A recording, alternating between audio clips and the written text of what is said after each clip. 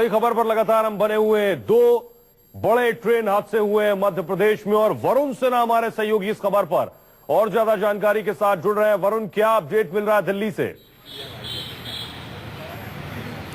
देखिए, लगातार रेल मंत्रालय में मॉनिटरिंग चल रही है। लगातार रेल मंत्री को अपडेट दिया जा रहा है। रेल मंत्री खुद भी अपडेट ले रहे हैं। फिलहाल रेल मंत्रालय की तरफ से 2 लाख रुपए जो मरने वालों को दिया गया है। इसके अलावा 50,000 रुपए जो सीरियसली इंजर्ड हैं और जो इंजर्ड हैं उनको 25,000 रुपए ये घोषणा की गई है। इसके अलावा जो अपडेट है यानी कि रेस्क्यू ऑपरेशन को लेकर क्या हालात हैं उसको लेकर लगातार मॉनिटर किया जा रहा है। ये कहा जा रहा है हालांकि कि लास्ट मतलब जो स्टेज है रेस्क्यू की उस पर हम लोग लगभग रेल मंत्रालय कह रहा है कि वो पहुंच चुका है और अब से 4 या 5 घंटे का रेस्क्यू और ज्यादा रहेगा। उसके बाद लगभग ये तमाम रेस्क्यू फिनिश कर लिया जाएगा। बचाव लगभग कर लिया गया है चीजों को, क्योंकि कुछ डिब्बे जो थे वो बिल्कुल ही डैमेज हो चुके थे, तो उसमें से काट कर मतलब डिब्बे को काट कर लोगों को निकाला गया है, रेस्क्यू किया गया है। तो फिलहाल रेस्क्यू ऑपरेशन अगर कहा जाए रेल मंत्रालय के आधार पर तो आखिरी मोड़ पर है। 2-4 घंटे और लगेंगे पूरे कंप्लीट होने में, लेकिन हालात पर नियंत्रण थोड़ा बहुत कहा जाए तो काबू पाने का रेल मंत्रालय लगातार प्रयास कर रहा है। इसके अलावा एक जो महत्वपूर्ण बात है वो ये कि हेल्पलाइन नंबर जारी किए गए हैं। लगातार अगर बता सके, आप बता रहे हैं कि रेस्क्यू ऑपरेशन आखिरी चरण में है और 1-2 घंटे में पूरा हो जाएगा। क्या रेलवे मंत्रालय की तरफ से मौत का आंकड़ा भी दिया जा रहा है? कितने लोगों की जान गई इस हादसे में?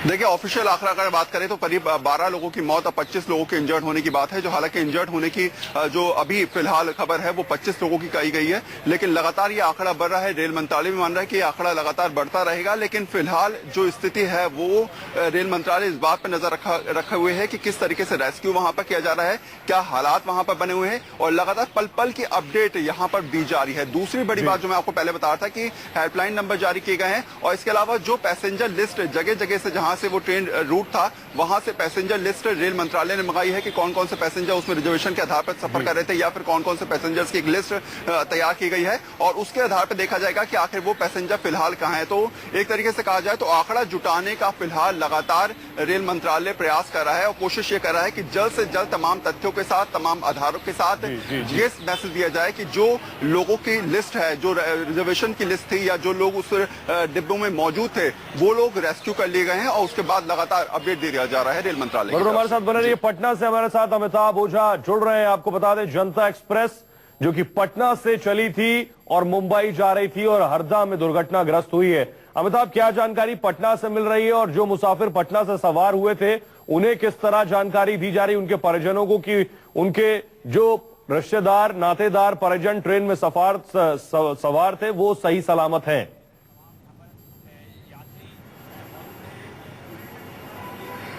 देखिए, पूर्व मध्य रेलवे की तरफ से राजेंद्र नगर स्टेशन पे एक हेल्पलाइन काउंटर नंबर जारी किया है और साथ ही एक काउंटर खोला गया, हेल्प काउंटर शुरू किया गया है सुबह से, जहां पर अभी तक जो पूर्व मध्य रेलवे के पीआरओ हरविंद, उनके मुताबिक जो रेलवे कंट्रोल से उन्हें जो जानकारी मिली है, पटना कुर्ला एक्सप्रेस जिसे जनता एक्सप्रेस के नाम से भी जाना जाता है, जो पटना से कुर्ला की ओर जाती है, जो कल सुबह 10:30 बजे यहाँ से खुली थी और जो जिसकी 4 बोगियां S2 से लेके S6 तक की बोगियां जो है वो डिरेल्ड हुई है। और जो रेलवे जो जानकारी दे रहा है उसके मुताबिक कैजुअलिटी जो हुई है उसमें अभी तक पटना कुर्ला एक्सप्रेस के एक भी पैसेंजर का नाम नहीं है। तो ये एक राहत की बात है पटना वालों जो पैसेंजर उसमें गए थे उनके परिजनों के लिए।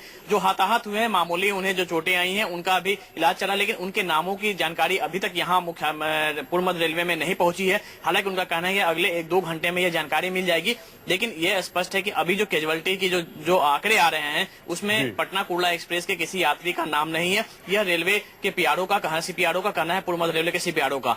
हेल्पलाइन नंबर जारी किया गया है पटना दानापुर कंट्रोल का डिवीजन की तरफ से जारी किया गया है कि जिन्हें भी जानकारी मिले वो मिले।